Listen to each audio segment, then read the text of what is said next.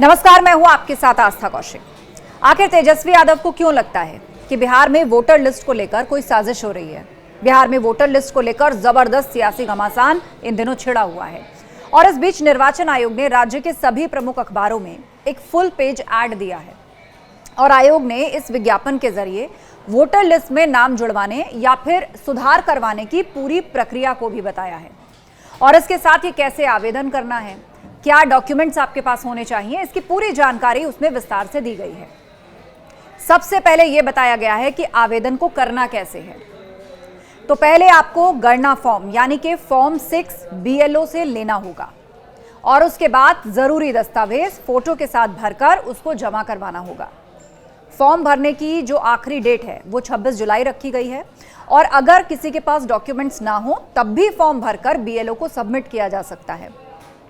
जो वोटर दस्तावेज नहीं दे पाएंगे वो 1 अगस्त से 1 सितंबर 2025 के बीच में अपने डॉक्यूमेंट्स यानी दस्तावेज को जमा करा सकते हैं और दस्तावेज देने वाले मतदाताओं का फिजिकल वेरिफिकेशन 1 से 25 सितंबर 2025 के बीच में किया जाएगा और अंतिम मतदाता सूची का प्रकाशन 30 सितंबर 2025 को किया जाएगा। और गौर करने वाली बात यह है कि फॉर्म को ऑनलाइन भरने के लिए एक QR कोड भी जारी किया गया है। आप मतदाता चुनाव आयोग की वेबसाइट पर जाकर आवेदन कर सकते हैं। 1 जनवरी 2003 तक मतदाता सूची में दर्ज वोटर्स को कोई दस्तावेज देने की आवश्यकता नहीं है। अब हम आपको बताते हैं कि वो कौन से 11 दस्तावेज हैं जो मान्य हैं, जिनमें पासपोर्ट, जन्म प्रमाण पत्र, जाति प्रमाण पत्र, वन अधिकार प्रमाण पत्र, इसके अलावा राष्ट्रीय नागरिक रजिस्टर यानी NRC, किसी मान्यता प्राप्त बोर्ड यूनिवर्सिटी की ओर से जारी किया गया एजुकेशनल सर्टिफिकेट, स्थायी निवास प्रमाण पत्र, इसके अलावा बैंक, पोस्ट ऑफिस, LIC आदि की ओर से 1 जुलाई 1987 से पहले जारी किया गया कोई भी सर्टिफिकेट, सरकार की कोई भी भूमि या मकान आवंटन का सर्टिफिकेट, राज्य सरकार या स्थानीय प्राधिकार द्वारा तैयार नियमित कर्मचारी या पेंशन भोगी कर्मियों के ID कार्ड्स। तो ये तमाम वो डॉक्यूमेंट्स हैं जो मान्य हैं।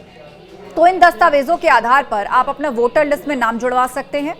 अब इस पूरे मामले को लेकर तेजस्वी और ओवैसी ने क्या आपत्ति जताई है वो भी आपको दिखाते हैं। गए थे वहां, अपनी बात को हम लोगों ने रखा और मजबूती के साथ जो भी शंकाएं थी, सवाल था, इलेक्शन कमीशन के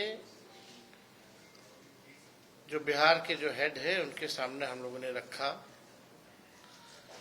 लेकिन चिंता इस बात की है कि कोई सवाल का कॉन्क्रीट जो जवाब आना चाहिए, स्पष्टीकरण जो आना चाहिए, क्लैरिटी जो होना चाहिए, वो हम लोगों को अब तक नहीं मिला है।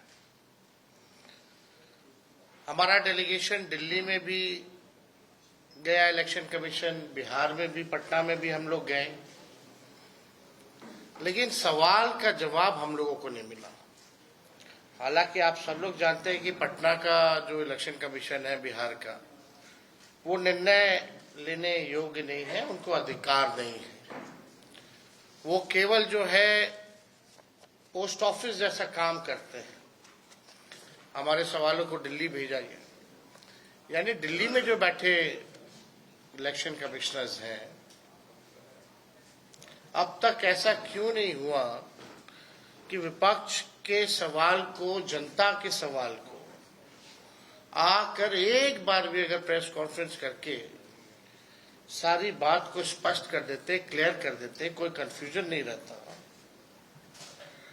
लगातार आप सब भी मीडिया के लोग जो हैं जनता के बीच जा रहे हैं और जनता का यही कहना कि हमारे पास जो 11 डॉक्यूमेंट जो मांगे गए हैं वो डॉक्यूमेंट नहीं है। हमारे पास आधार कार्ड है, हमारे पास राशन कार्ड है, हमारे पास मनरेगा कार्ड है, यही बिहार के गरीबों के पास उपलब्ध है। यानी स्पष्ट है कि जिनका 11 दस्तावेजों में से नहीं होगा उनका नाम काट दिया जाएगा। 6 जुलाई यानी कल इलेक्शन कमीशन ने फेसबुक पे और अखबारों में एडवर्टाइजमेंट निकाला, उस पे भी हम लोग आएंगे, अपनी बात को रखेंगे। लेकिन चुनाव आयोग एक दिन में 3 अलग अलग दिशा निर्देश जारी करता है। यानी चुनाव आयोग खुद ही कंफ्यूज है। 2024 में किसको वोट डालेंगे आप? 24 में आपने वोट दिया, मैंने वोट डाला बिहार में।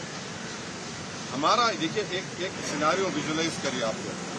अगर कोई लोकसभा के चुनाव में 20,000 वोट से हार गया और अब एसआईआर के बाद उसी के पार्लियामेंट सांसद में 20,000 कम हो गए, तो फिर वो क्या करेगा बेचारा?